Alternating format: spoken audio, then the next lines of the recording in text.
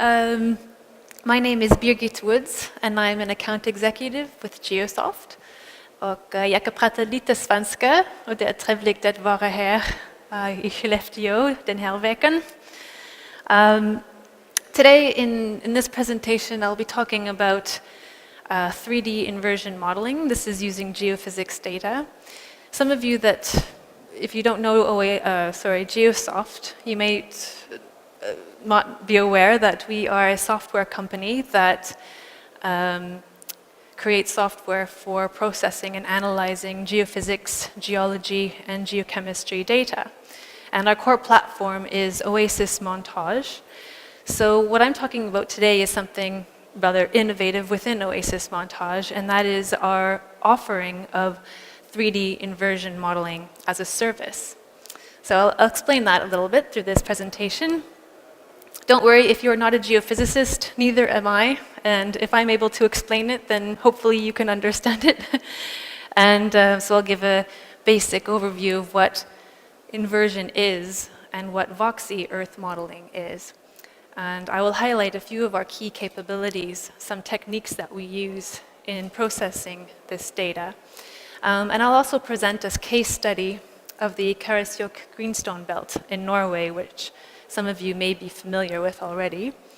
And then I'll end with a brief summary.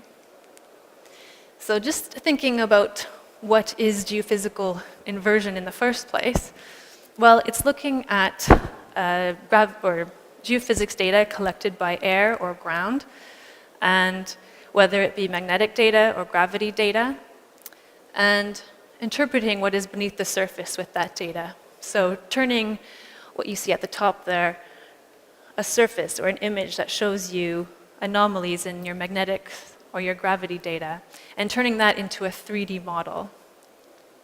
So it always starts with geophysical field observations, as I was saying, from airborne surveys or ground surveys, creating a preliminary model where you have an idea of what kind of body may exist under the surface to create those anomalies that you're seeing in your surveys. And then you refine that model with various constraints. And it's an iterative process. And the more information you have, geological information, downhole geophysics, that can be used to help refine that model further and further, to ultimately get a model that makes sense and representative of what's under the surface in that area. So what makes what we offer at Geosoft rather unique is that it's a service, and it's a cloud-based service. So if you're not familiar with the cloud, you probably actually use the cloud a lot more than you think. If you're using a webmail application, for example, like Gmail or Hotmail, you're using that to write your emails, but you didn't actually install the email application on your computer. It's the same thing here, where the processing software is on the cloud. And we are using the Microsoft Azure platform. So what you'll have at your computer at your office is your gravity surveys and your magnetic surveys. That information is processed on the cloud with very high-end computers, and you have access to a huge platform to create 3D models from it. And the intensity of these computations is very high. If you were to do this on your desktop, for example, it can take hours, days, depending on how big the project is. But because we're using the Microsoft Azure platform, you're really cutting down that time. So you'll end up with results that are in minutes versus hours or days. And it scales on demand. So depending on the size of the project, the resolution of your data, and the techniques that you're using, you're only using the servers on the Microsoft Azure platform as you need them. And so therefore we say it scales on demand. What also is interesting is because the data is being processed on the cloud, you can monitor its progress from a mobile device. You can continue working in Oasis Montage or shut down your computer entirely, go home, come back, and just check how things are going with a mobile device and download the results later. So it kind of fits better within a modern lifestyle and a modern workflow. And that's something we're excited about as well. So just to talk about some of our techniques involved in Voxy Earth modeling. We like to use the Cartesian cut cell method to represent topography, and topography is an essential component when you're looking at geophysical inversions. To represent the topography, on the far left there, you can see what it looks like if you use a regular mesh. So basically, you're using a block model to represent the terrain. But you can end up with these irregular steps and an image that you see on the left here, which isn't a very smooth representation. So we use something called the Cartesian cut cell method, which takes cuts within each block cell. And you end up with a much smoother picture or representation of the topography. This is versus an unstructured method, which, using triangulation, you end up with a far more precise representation, but it's highly computationally intensive. So we've opted for the cut cell method. And this is not unique to Voxy. There are other programs that do this as well. But we agree with this, and we find it a valuable tool. What really sets Voxy apart from other inversion tools is our magnetic vector inversion.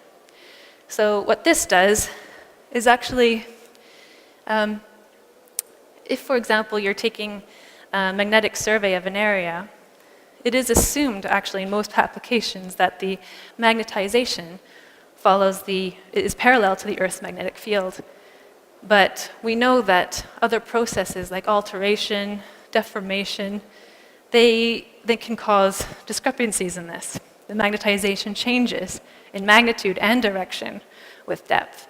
So if you're not taking that into account, then you're really doing yourself a disservice because you're eliminating some data that is actually really important.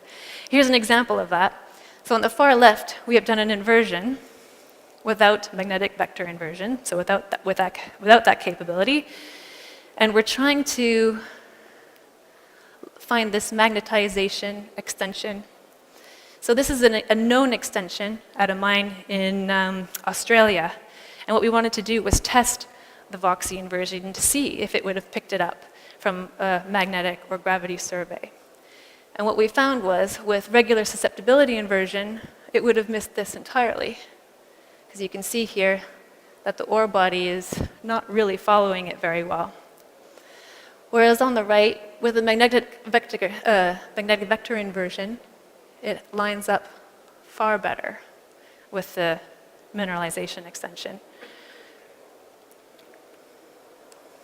Here's another example from Brazil, where using a standard inversion technique, you end up with these two ores, or bodies, and they show a pretty constant magnetization and direction of magnetization throughout both of them. But this is not very representative of what is actually there. This is one ore body where you have the magnitude and direction varying with depth and in 3 dimensions. So that is a far better representation of what is there versus a regular susceptibility inversion. So it takes into account remnants and demagnetization, anisotropy. Those elements are incorporated into these kinds of inversions. Another technique that we use is iterative reweighting inversion. And in this case, this is not unique to Geosoft. Other applications do this as well, but we think that it's highly valuable. And what we do is we make an automated process.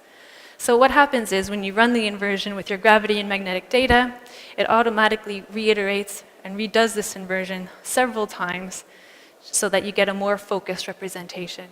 So on the top, you can see that we're looking at a gravity inversion, and the unconstrained inversion is on the left. And with iterative reweighting, only run 2 extra times, you get a far more focused representation. On the bottom, we have a similar example with magnetic data.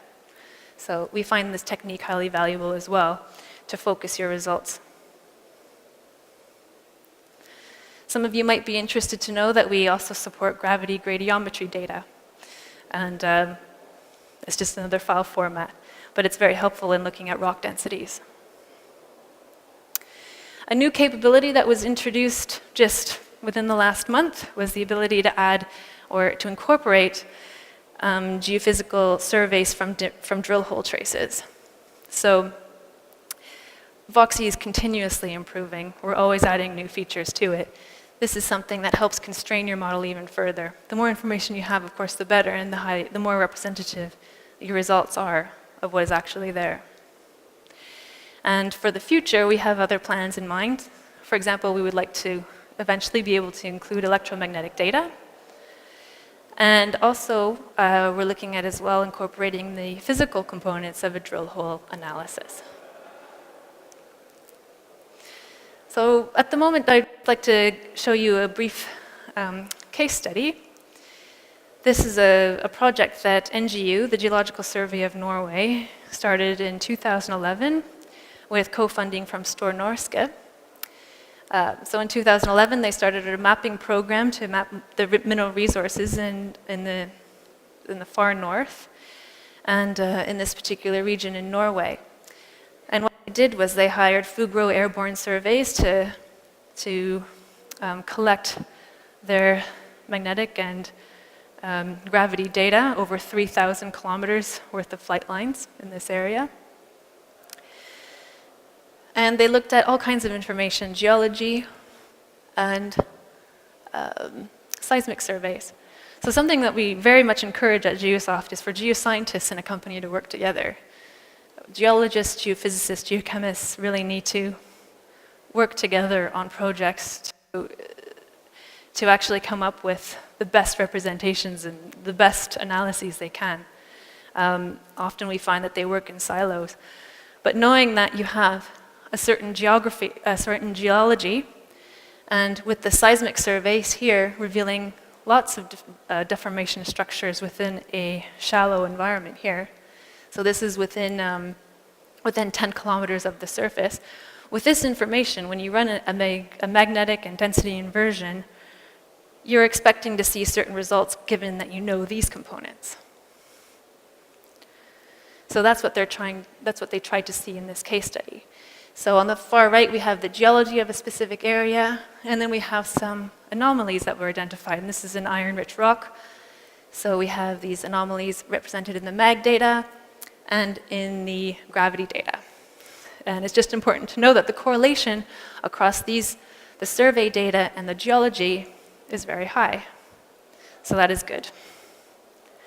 And then moving from there, we use the gravity data and the magnetic data to create the 3D model through inversion. The 3D model that you see on the left is an unconstrained inversion. And you see that you get sort of a high point there in green. But with iterative reweighting inversion, you end up with a localized anomaly there with depth. And this is using the density this is using the gravity data.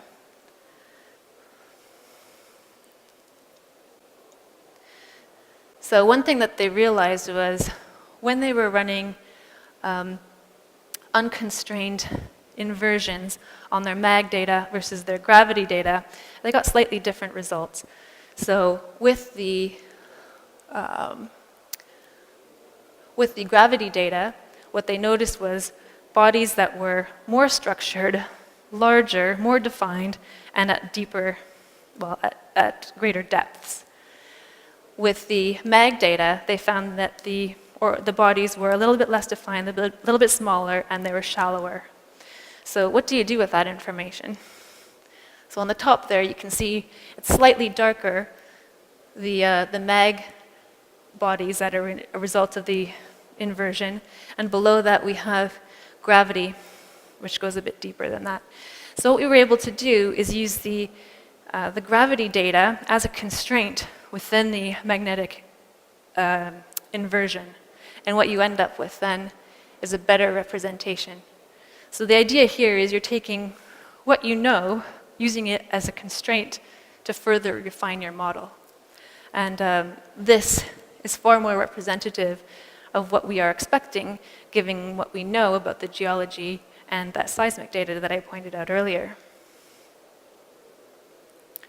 So what they learned from this is that the iron-rich mafic components of this belt have a limited depth extent between 5 and 10 kilometers, and that the techniques used within Geosoft for the inversion produce some very interesting results, but further constraints through use of drill hole data. So that's something that we just came up with in the last month.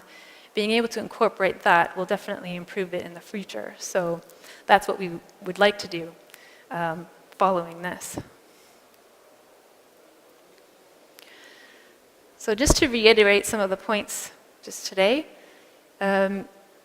Voxy is a software service, so it is a 3D inversion service that is done on the cloud through our core platform, Oasis Montage. And it is run through a subscription service. So depending on the techniques that you use, some of the ones that I mentioned here, the size of your projects, it basically determines what kind of subscription you would need in order to run your 3D inversions. Because it's using the Microsoft Azure platform, you are taking advantage of a highly complex and computationally advanced servers that are able to run process your results in minutes versus hours or days. As I mentioned before, the projects are scalable, so depending on the size of your projects and the techniques you use, you're only using the servers that you need at that time for that run, and those are the precise services that you then pay for as a result of that. So it's an interesting concept in terms of data processing using the cloud. The magnetic vector inversion is unique to Voxy, and we think it's highly important to take into account the direction and magnitude of magnetization in 3 dimensions. So without that, you might be missing out key factors.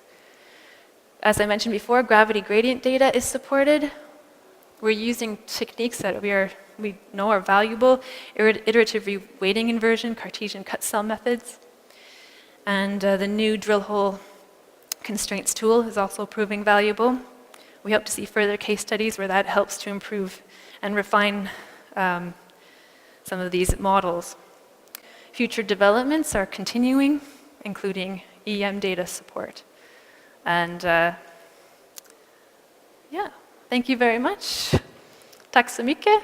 Please come visit us at booth number 239 if you'd like to have more information.